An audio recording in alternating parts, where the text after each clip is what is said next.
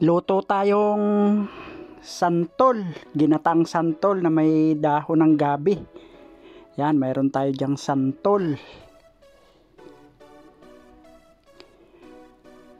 Atin muna yung kakayudin or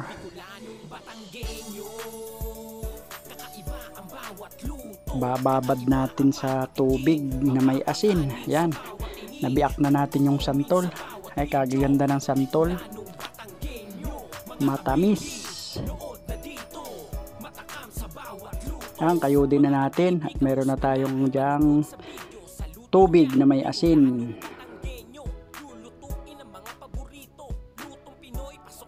Nakayod na nga natin yung santol. Babad natin yan maghapon.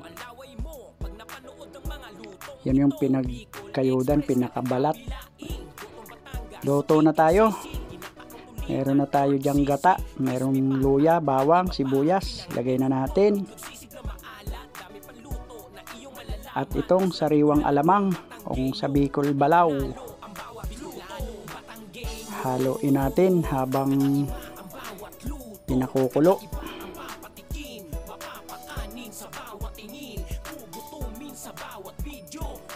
Yan, kumulo na. Lagay na natin yung santol. Napiga na rin natin. Napigaan na natin. Lagay siling berde haba.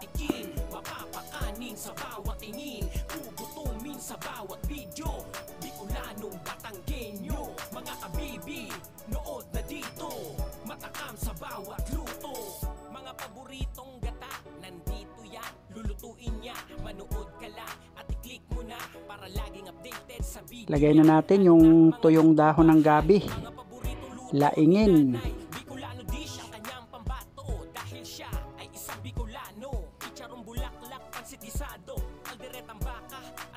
Yan, luto na.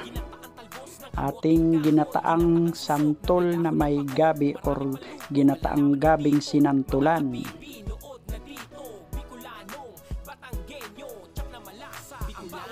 Siram sana. Kainaman ang naglalatik-latikang gata. At ito na nga, nailagay na natin sa bowl. Kain na. Yan na ang ating ginataang santol na may gabi or ginataang gabing sinantulan. Maraming salamat.